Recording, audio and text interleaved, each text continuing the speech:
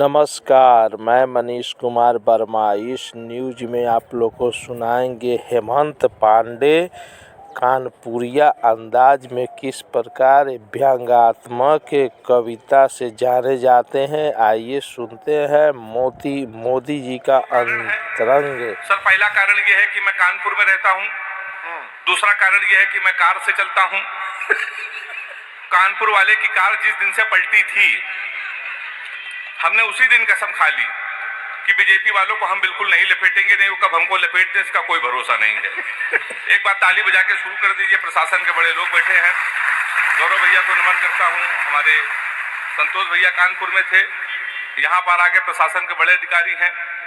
प्रशासन और पुलिस के लिए भी कुछ नहीं कहूंगा। पुलिस थाना चौकी, आपने सुना होगा, थाना नाम हमारे कानपुर की देन है। थाना, अच्छा, हमारे कानपुर के पुलिस वाले किसी को पकड़ के खंभा पकड़ाते हैं, दरोगा लट चलाता है, कहता है तू था, कहता ना, कहता था ना, वहीं से थाना उत्पन्न हुआ है। संतोष जी बैठे हुए हैं तो मैं प्रणाम करता हूँ। कानपुर आप कभी आइए, आप तो कानपुर के बगल में रहते हैं। हिंदुस्तान का सबसे विचित्र शहर अगर कोई है तो कानपुर है। मैं एक स्कूल में पढ़ाता हूँ। हाथ से कभी अगर टीचर हो जाए तो बच्चे का भविष्य आप समझ सकते हैं। हमने अपने स्कूल के एक बच्चे से पूछा, हमने कहा बेटा ये बताओ 1 किलो रुई और 1 किलो लोहा दोनों में भारी क्या होगा? उसने कहा मास्टर साहब लोहा भारी होगा। मैंने कहा बेवकूफ, मैं जो तुमसे कह रहा हूँ कि 1 किलो रुई 1 किलो लोहा, जब दोनों 1 किलो है तो लोहा कैसे भारी होगा? इसका जवाब सुनिएगा। उसने कहा मास्टर साहब आप हमको 1 किलो रुई फेंक के मारिए, हम आपको 1 किलो लोहा फेंक के मारते हैं। हाँ, ऐसी ताली बजाइए, आप जान जाएंगे क्या भारी होगा। विजय भाई भी बैठे हैं।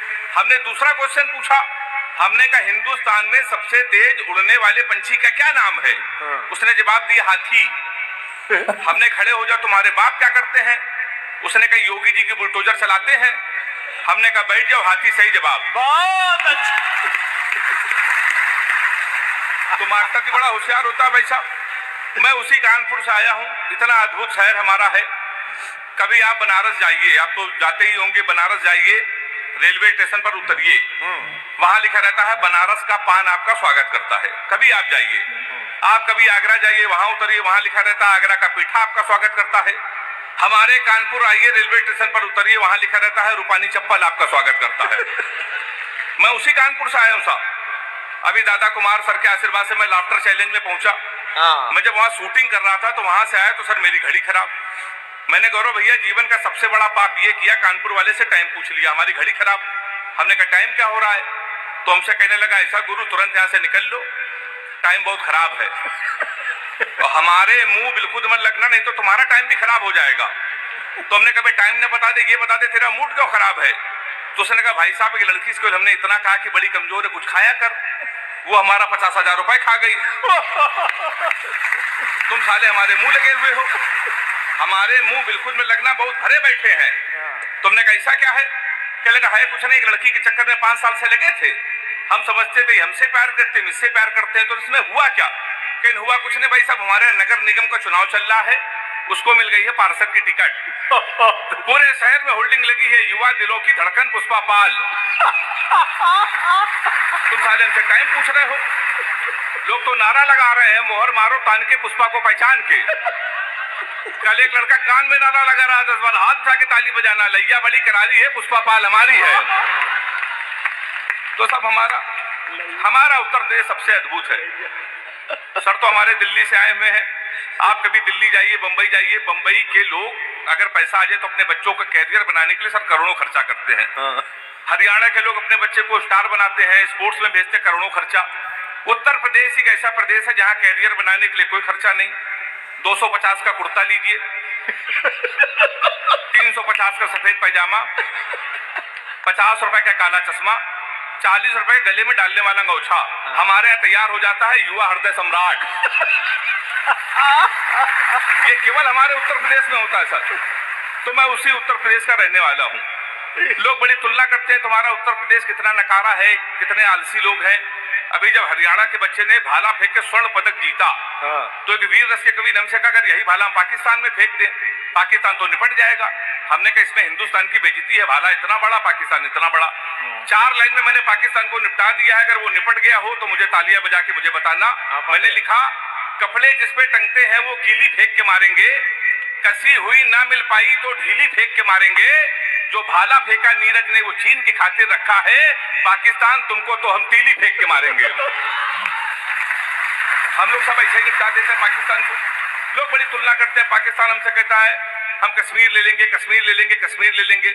हमने कहा बेवकूफ पाकिस्तान, सीमा हैदर तो हमसे ले नहीं पा रहे हो, तुम हमसे कश्मीर ले लोगे।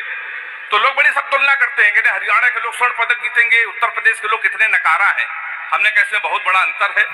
हरियाणा का बच्चा सब सुबह 4 बजे जगता है, सबसे पहले जाता है जिम, 4-5 घंटे जिम करता है, वहां से आता है 4-5 किलो फल खाता है, वो सो जाता है।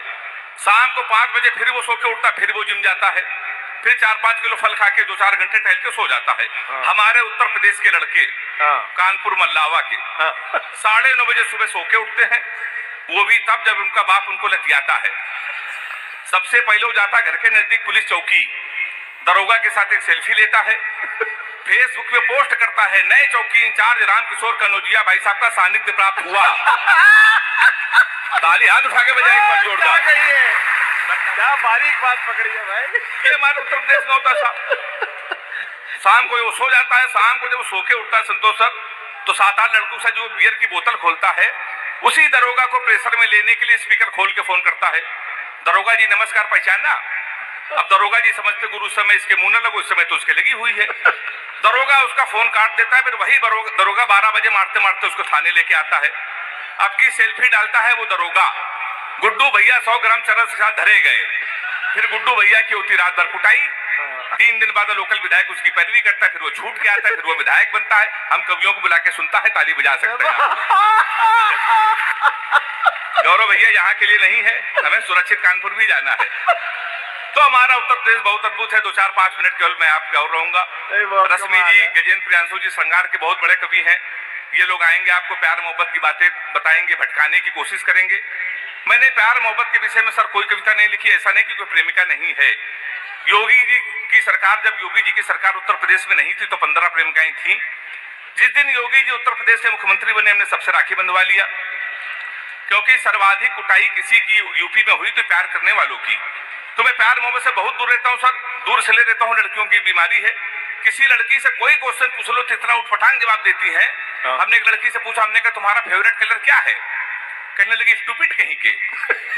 कोई मेच्योर क्वेश्चन नहीं पूछ सकते। तो हमने पूछा, हमने कहा 0.8 मिलीलीटर सल्फ्यूरिक एसिड को न्यूट्राइज करने के लिए कितने मोल बाइकार्बोनेट की जरूरत पड़ेगी? तब उसने बता रहा हमारा फेवरेट कलर पिंक है। तो मैं बहुत दूर रहता हूँ प्यार मोहब्बत से। मैं तो इतना दूर रहता हूँ। लड़कियों की एक बीमारी और है, किसी लड़की को आप गौर से देख लो तो कहेंगी देखो कैसे कुत्ते की तरह देख रहा है, ना देखो तो कहेंगी कुत्ता देख भी नहीं रहा है। तो साहब मैं बहुत दूर रहता हूँ। हमारे गजेंद्र भाई हैं, कह रहे थे हेमंत नाम में कुछ नहीं रखा, नाम में कुछ नहीं रखा। सही कह रहे थे सर, नाम में कुछ नहीं रखा है। मुस्कान नाम था उसका, वो हमारा नुकसान करके चली गई। फिर हम रोशनी नाम की लड़की में शिफ्ट हुए तो 2.5 साल उसने भी हमको अंधेरे में रखा। लोग सही कहते हैं नाम में कुछ नहीं रखा। इन बेचारे लड़कों को देखिए, ये लड़कियों का नाम मोबाइल में सेव करते हैं, my honey baby, my darling, my sweet heart, my जानू। इन बेचारे लड़कों को देखिए, ये लड़कियों के नाम मोबाइल में सेव करते हैं। पप्पू हलवाई, राशिद प्लम्बर, मुन्ना हवलदार। ताली बजाइए जोरदार। तो हमारे साथ तो साहब ये होता है। अभी सर हमको दुबई ले गए थे देश के सबसे बड़े मुशायरे में। तो जब मैं दुबई गया तो हमारी वाली ने सर फोन किया, कहने लगी हमने सुना है तुम दुबई में हो। तो हमने कहा सही सुना है। कहने लगी हमारे लिए एक सोने की चैन ले आना। हमने कहा क्यों? लेकिन दुबई में एक तो सोना सस्ता है और जीवन भर में तुमको याद करती रहूंगी। तो हमने कहा पगली हम चैन नहीं लाएंगे फिर भी याद करती रहोगी। उसने पूछा कैसे? हमने कहा जीवन भर सोचो कि हरामखोर से पहली बार कुछ लाने को कहा था कि वहां से भी खाली है चला आया है। तो सर इसी चक्कर में कोई नहीं टिकता। और मैंने तो एक सबक लिया है, आप भी ले लीजिए। अपनी प्रेमिका को कभी भी रुलाना नहीं चाहिए, क्योंकि 7-8 हरामखोर उसका आंसू पोंछने के लिए हमेशा तैयार रहते हैं। हमारी हालत क्या हो गई है? अंतिम 4 पंक्तियां पढ़कर मुझे पूरे तालियों के साथ विदा कीजिएगा।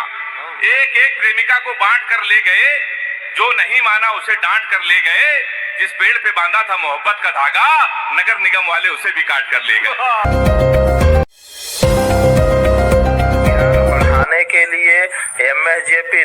एक बार अवश्य देखें, अपना राय कमेंट बॉक्स पर अवश्य भेजें। जय हिंद, भारत माता की जय।